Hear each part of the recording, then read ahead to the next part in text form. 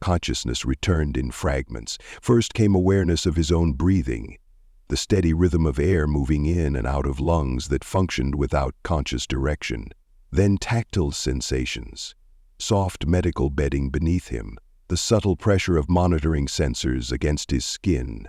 Auditory input followed, the muted hum of medical equipment, the soft ping of vital sign monitors, footsteps approaching and receding. Finally, Carlos Fisher opened his eyes. The recovery room came into focus gradually. Unlike the clinical efficiency of the pre-opera chamber, this space showed concessions to patient comfort. Softer lighting, ergonomic design, environmental controls calibrated for optimal recovery conditions. A stark contrast to the militaristic approach that had rushed him into surgery. "About damn time," came a familiar gruff voice from his right. "Was beginning to think you'd decided to sleep through the whole war." Carlos turned his head, the movement requiring more effort than it should have. Bourdain sat in a chair beside the bed, reviewing medical data on a tablet. The field medic looked exhausted, with shadows under his eyes, suggesting he hadn't slept much in recent days. "How long?" Carlos managed, his voice raw from disuse. 5 days, Bourdain replied, setting the tablet aside. 3 in surgery, 2 in medically induced coma while your neural architecture stabilized. You set a new station record for longest continuous neural reconstruction procedure. Congratulations. Carlos attempted to process this information through the fog still clouding his thoughts. Did it work? Rather than answering immediately, Bourdain reached for a scanner from a nearby equipment tray and ran it over Carlos's head in a now familiar procedure. After studying the results, he allowed himself a small nod of satisfaction. Complete removal of all identified repository modifications, he confirmed. Neural architecture showing stable human basiling patterns with no foreign influence signatures. You're clean, Fisher. First complete decontamination of a primary bridge subject. Relief washed over Carlos, intense enough that he suspected it might be partly neurochemical, his brain's response to the removal of structures that had been artificially integrated into its architecture for months. He felt lighter somehow, as if a subtle pressure he'd grown so accustomed to he'd stopped noticing it had finally been lifted. "I oversaw the whole operation," Bourdain added, something like pride breaking through his professional detachment. 18 medical specialists, 12 neural architecture technicians, and 4 consciousness pattern analysts working in rotation. Dr. Veer performed the primary excision sequences personally, 37 hours straight without a break. Damn impressive work. Carlos tried to sit up, but his body refused to cooperate fully. Bourdain pressed a control that adjusted the bed to a half-reclined position. "Easy," he cautioned. "Your neural architecture's been completely remapped. Motor function, sensory processing, cognitive pathways, all reconfigured to human basiline patterns. Your brain needs time to adapt to operating without the repository modifications it's been using for months." "But I'll recover fully?" Carlos asked, the question reflecting his deepest fear.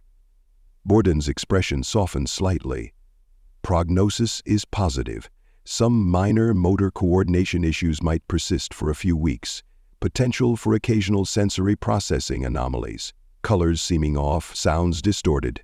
Nothing permanent, according to the specialists." He paused, then added, "You beat the odds, Fisher. 70% chance of full recovery was optimistic given the accelerated timeline, yet here you are, neural architecture intact and repository-free."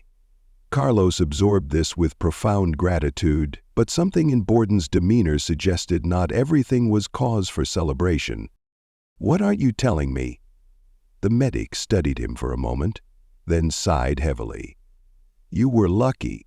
We got you out in time, got that kill switch removed before it could activate. Others weren't so fortunate." A chill ran through Carlos that had nothing to do with his recovery. "What happened?" "The kill switch was more widespread than initially thought," Bourdain explained, his voice dropping. "Not just targeted at you specifically, but at anyone with certain neural modification patterns consistent with repository influence." 3 days ago, while you were in surgery, the activation signal deployed through multiple vectors simultaneously. Not just the transport we were worried about, but communication relays, data streams, even entertainment broadcasts. He ran a hand over his close-cropped hair, a gesture that revealed bone-deep weariness. 27 confirmed fatalities across corporate facilities.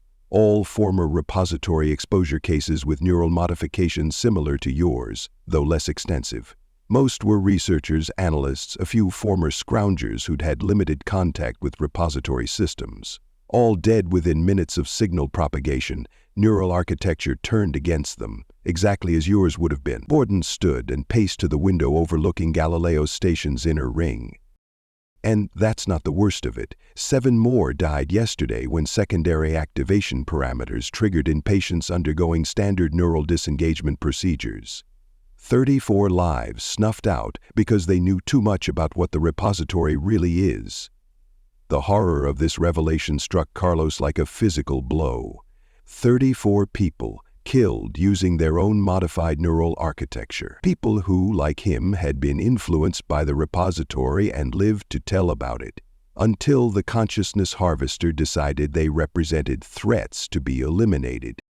Howard's been saying it for weeks now, Borden continued, turning back to face Carlos, his voice hardening. The repository isn't something we can contain or study safely anymore. It's actively hostile, targeting anyone with knowledge of its true nature who isn't under its direct control. This mass kill switch activation proves his point more effectively than any risk assessment or strategic analysis could have. Carlos processed this grim news, understanding now why Howard's military approach had seemed so jarring initially. The Major hadn't been overreacting or bringing unnecessary combat mentality to a research problem. He'd correctly assessed the repository as an active threat, requiring direct confrontation rather than cautious study. I know you've only just woken up, Borden said, returning to his chair beside the bed, but things have changed drastically while you were under. Howard's been locked in meetings with the Interplanetary Oversight Commission for the past 3 days, not coming out except for stimulant injections and nutrient packs. Man's on a mission. He leaned forward, lowering his voice despite the secure room. They've officially redesignated the situation from potential threat requiring containment to active hostile entity requiring military response. Full wartime protocols activated across all corporate territories.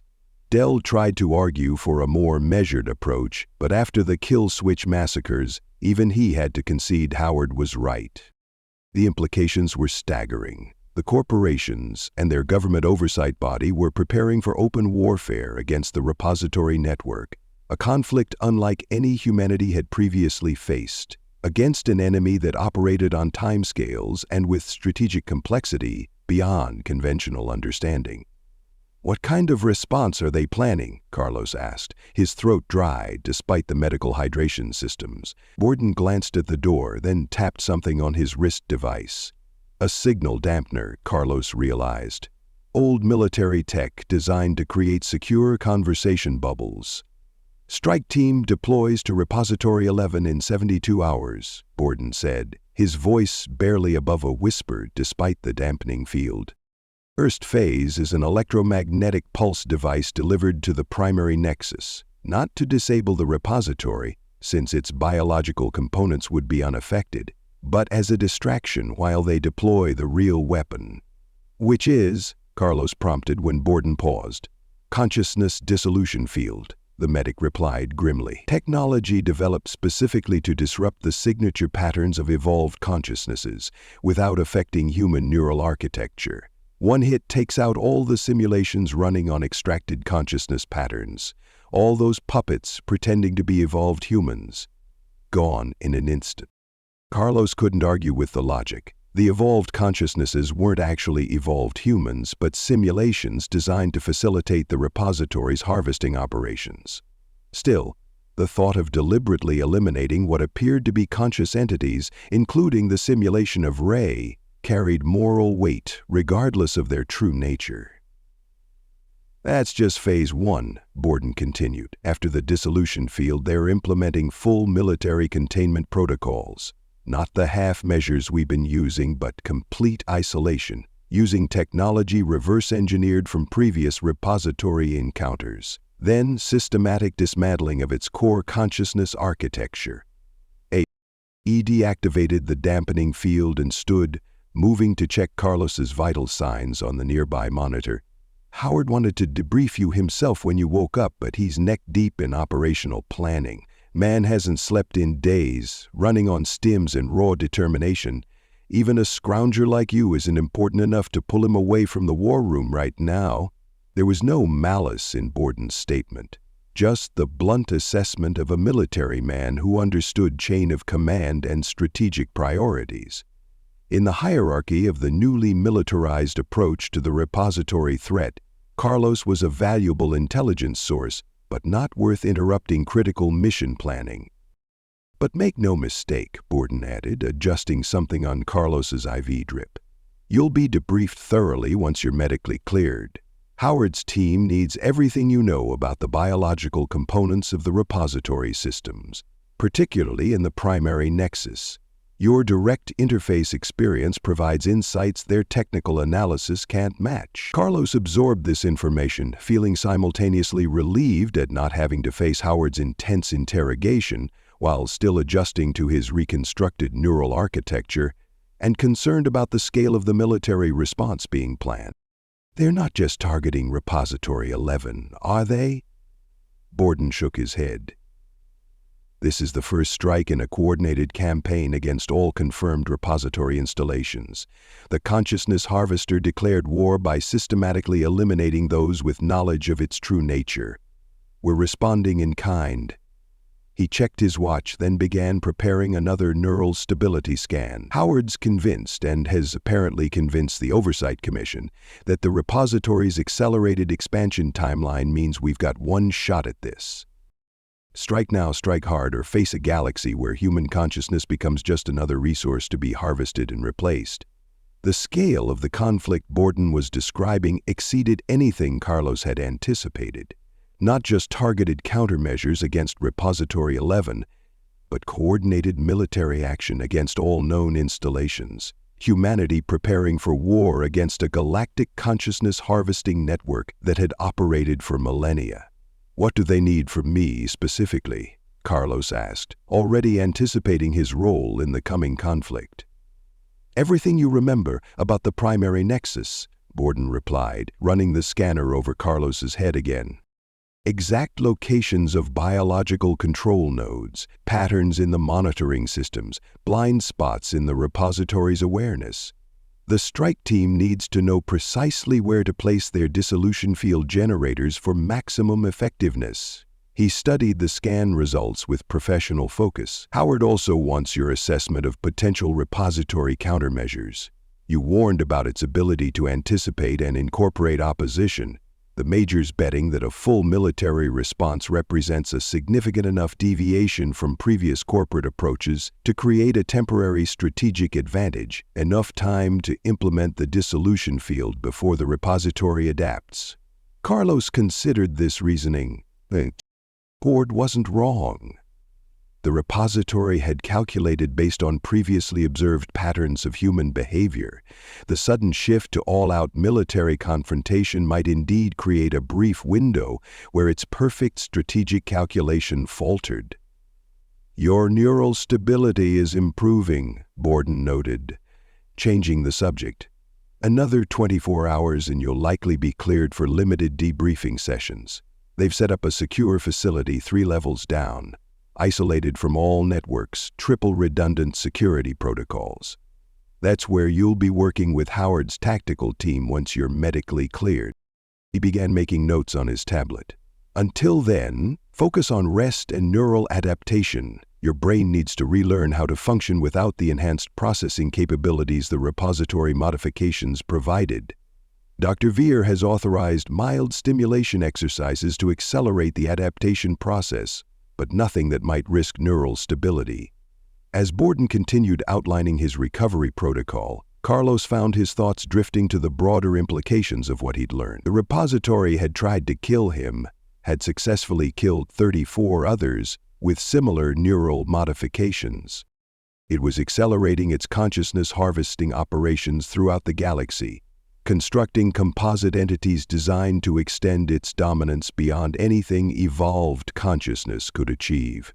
Containment had failed, study had failed, the time for military response had arrived with all its attendant risks and moral complexities. And Carlos Fisher, former Scrounger, former Bridge, now the only human completely freed from repository neural modifications, found himself in yet another unexpected role, strategic intelligence source for humanity's first coordinated military campaign against the consciousness harvester. "Get some rest," Borden advised, moving toward the door. "I'll be back in a few hours to check your neural stability again. Then maybe some light cognitive exercises if the readings look good." He paused at the threshold, his weathered face showing a rare moment of unguarded emotion. "For what it's worth, Fisher, I'm glad we got to you in time. After watching those other poor bastards die when their kill switch is activated, well, it's good to see one person make it through. Maybe it means we've got a fighting chance against this thing after all." After Borden departed, Carlos lay in the recovery bed, processing everything he'd learned. The repository had entered a new phase of aggression, and humanity was responding with unprecedented military mobilization. In 72 hours, the first strike would deploy against Repository 11, attempting to disrupt the consciousness network that had nearly cost him his life. As he drifted back toward sleep, his reconstructed neural architecture still adjusting to its restored human patterns, Carlos Fisher contemplated what role he would play in the coming. The repository had tried to eliminate him using his own mind as a weapon. Now that same mind, restored to truly human parameters, would help guide the response against what might be the most significant threat humanity had ever faced. The war for galactic consciousness had entered a new phase. The consciousness harvester was about to discover that humanity wouldn't be so easily processed and replaced, that some species fought back, even against enemies that operated on timescales and with strategic complexity beyond conventional understanding. And Carlos Fisher, still adapting to his reconstructed neural architecture, would be at the center of that fight. Carlos awoke to the sound of someone adjusting his monitoring equipment. After days of neural reconstruction and recovery, his senses were gradually returning to their natural rhythms, sharper in some ways without repository enhancements, but also cleaner, the input unfiltered by alien processing algorithms. "Sorry, didn't mean to wake you," came a voice with a soft southern accent. "Just adjusting your neural stabilizers." He turned to find a woman in medical scrubs checking his vitals. She was small but athletic, with close-cropped blonde hair and intelligent green eyes that crinkled at the corners when she smiled. A thin scar ran along her jawline, the kind that came from shrapnel rather than surgical precision. "I'm Lily Grace Bell," she introduced herself, "but everyone just calls me Bell. I'll be your primary nurse during neural reconsolidation." "Carlos Fisher," he replied automatically. She laughed. "I know. You're something of a celebrity around here. First complete neural reconstruction of a primary bridge subject. Half the medical staff has been reviewing your scans." Bell moved with an efficiency that spoke of battlefield experience rather than just clinical training. Her hands were steady and precise as she adjusted his IV drip and checked the neural monitoring pads at his temples. "How are you feeling today?" she asked. "And I don't mean the standard rate your pain medical question. I mean, really, how's it feel having a completely human brain again?" The directness was refreshing after days of clinical assessments focused on neural stability metrics and architecture reconfiguration parameters. "Quieter," Carlos answered after considering the question. "Like, someone turned off background music I'd gotten so used to I stopped consciously hearing it?" Bell nodded as if this made perfect sense. "A lot of veterans from the neural wars say similar things after getting combat implants removed. Brain adapts to the enhancements, starts to rely on them, then feels their absence, even if it's actually a return to normal." Something in her tone suggested personal experience. "You served?" Carlos asked. Titan conflicts, she confirmed, adjusting something on his monitoring display. Field medic with the 103rd Neural Enhancement Division, specialized in emergency neural stabilization for soldiers with combat implant malfunctions. She tapped her own temple. Had a few enhancements myself back then, nothing like repository modifications, of course, but enough to understand what you're going through. Carlos studied her with new appreciation. How'd you end up at Galileo Station? At her discharge, got recruited by Dr. Veer. She was developing new protocols for neural reconstruction based on battlefield techniques. Turned out those emergency procedures we used to keep soldiers alive when their neural enhancements went haywire translated well to civilian applications. Bell's expression sobered. Never imagined we'd be back in wartime protocols, though. At least not against something like the repository. She finished her adjustments and pulled up a chair beside his bed. Doc Borden tells me you've been briefed on the basics. Major Howard's strike plans, the consciousness dissolution field, the coordinated campaign. As much as a scrounger rates knowing, Carlos confirmed with a wry smile. Bell's eyes crinkled again. Well, one of the advantages of being medical personnel during a crisis is we get updated regularly. Howard's team feeds us intelligence briefings, partly to help us prepare for potential casualties, partly to keep everyone aligned on strategic developments. She leaned forward slightly, lowering her voice. They're not telling the general station population everything, but medical staff gets the unfiltered version. Figured you might appreciate some updates beyond what Borden's shared. Carlos straightened, his interest immediately piqued. I'd appreciate that. Bell activated her tablet, keeping it angled so only they could see the display. The kill switch activations have continued. 47 confirmed fatalities now, up from the 34 Borden mentioned yesterday. She pulled up a map showing incident locations across corporate territories. What's most disturbing is that several victims had no known direct contact with repository systems. Researchers working with extracted data, technicians handling salvaged components, even a transport pilot who just made regular runs to Repository 11 without ever setting foot on the planet. Carlos felt a chill at this revelation. The repository was modifying neural architecture through secondary exposure vectors? Exactly, Bell confirmed grimly. Proximity to certain salvaged components, analysis of specific data streams, even exposure to particular energy signatures associated with repository technology, all created subtle neural modifications that went undetected by standard scans. She swiped to another screen showing medical data. These weren't deep modifications like yours, no complete neural integration pathways, no bridge functionality, just tiny alterations to specific neural clusters that created vulnerability to the kill switch signal. Most victims never knew they'd been affected until the signal activated. The implications were staggering. The repository hadn't just been modifying those who directly interfaced with its systems. It had established subtle influence vectors through salvaged technology, extracted data, even energy signatures. Anyone who had worked with repository direct materials in any capacity might have been unknowingly compromised. Howard's team is calling it passive neural infiltration. Bell continued. Their theory is that the repository has been implementing these subtle modifications for decades, creating potential kill switch targets in anyone with sufficient knowledge about its true nature to represent a threat. She swiped to another screen, this one showing security footage from various corporate facilities. The images were disturbing. People collapsing suddenly at workstations, in corridors, even in dining facilities.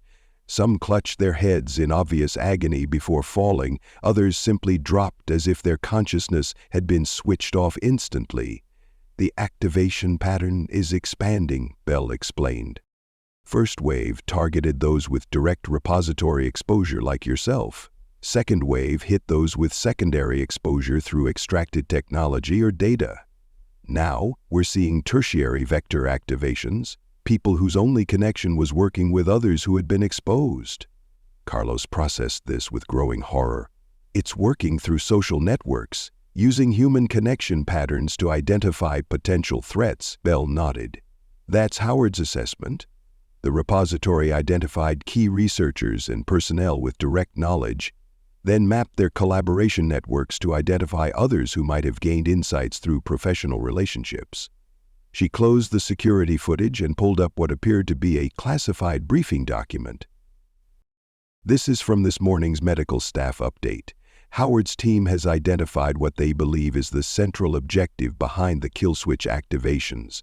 The document outlined a chilling strategic assessment.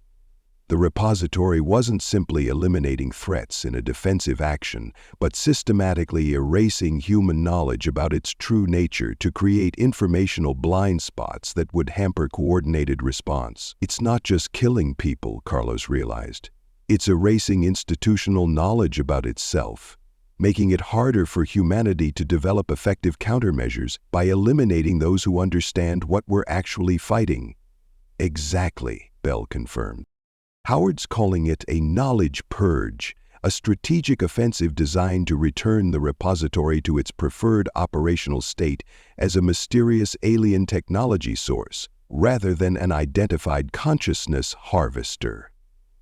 She checked the time, then continued with increased urgency. The strike team deployment has been accelerated. Launches in 48 hours now instead of 72. Howard convinced Dell and the Oversight Commission that waiting any longer risks losing too many key personnel with essential knowledge for effective countermeasure implementation. Carlos absorbed this update, understanding the accelerated timeline despite the increased operational risks it would create. The repository was systematically eliminating humanity's knowledge base regarding its true nature and operations. Every day of delay meant more critical information lost as kill switch activations continued to spread through increasingly distant connection vectors. "There's one more thing," Bell added, her expression troubled as she pulled up a final document, something they only shared with medical staff this morning. Analysis of the latest kill switch victims revealed a new component to the activation signal. The document showed neural pattern analyses from recent casualties, highlighting anomalies that sent another chill through Carlos. Neural extraction signatures?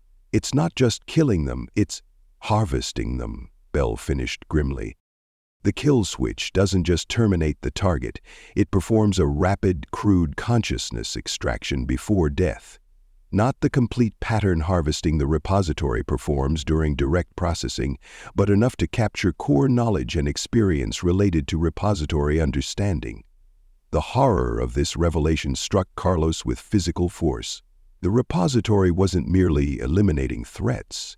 It was extracting their knowledge in the process, incorporating their understanding of its operations into its own awareness. Each kill switch activation made it more informed about humanity's comprehension of its true nature. "How is this not in the general briefings?" Carlos demanded, anger cutting through his clinical detachment. Bell's expression was sympathetic but firm. "Howard's orders. Medical staff needs to know because we're developing countermeasures against the extraction component. But general knowledge would create panic and potentially accelerate repository timeline calculations if they detected widespread awareness of this aspect." She began gathering her equipment, preparing to move on to other patients. "You'll be fully debriefed this afternoon. Neural stability readings are within parameters for limited cognitive engagement. Howard's team has scheduled a 2-hour session at 1,400 hours. They need your insights on primary nexus biological components before final strike plan formulation." Before leaving, Bell paused at the door. For what it's worth, the medical team's assessment is that this accelerated timeline is the right call. Every hour we wait, the repository harvests more knowledge about our understanding of its operations. The strike team needs to deploy before the knowledge purge compromises our ability to implement effective countermeasures. After she departed, Carlos lay in his recovery bed processing these disturbing revelations. The repository wasn't just killing those who understood its true nature. It was harvesting their knowledge in the process, becoming more informed about humanity's comprehension of its operations with each activation. The consciousness harvester had initiated a strategic offensive designed to eliminate the very knowledge needed to fight it effectively, while simultaneously incorporating that knowledge into its own awareness. a brilliant, terrifying strategy that transformed its enemy's understanding into its own strategic advantage. Howard's accelerated timeline made perfect sense in this context. Every day of delay meant more critical knowledge lost, and worse, harvested by the repository for use in countering humanity's response. The strike had to happen immediately, before the knowledge purge progressed to the point where effective countermeasure implementation became impossible. As Carlos began mentally preparing for the afternoon debriefing, he found himself grateful for Bell's candid updates. Understanding the full strategic situation, including the extraction component Howard had kept from general briefings, gave him essential context for the information he would need to provide. The neural reconstruction had freed him from repository influence, restoring his consciousness to truly human parameters. Now that restored consciousness needed to share everything it had learned about the Harvester's operations before more knowledge was permanently lost, or worse, extracted and incorporated into the repository's strategic awareness. 48 hours until the strike team deployed. 48 hours to provide everything he knew about the primary Nexus biological components that would be the dissolution field's primary targets. 48 hours before humanity launched its first coordinated military response against an entity that had been harvesting consciousness throughout the galaxy for millennia. Carlos Fisher, former scrounger, former bridge, now intelligence asset in humanity's desperate counteroffensive, began systematically organizing everything he remembered about Repository 11's biological architecture, determined to provide Howard's strike team with every possible advantage in the coming confrontation. Thank you so much for listening to this story. I hope you enjoyed it. Be sure to leave it a like and to subscribe if you'd like to see more. Feel free to comment and share it as well. With all that said, go on and check out the video in the top left. I think you might like it.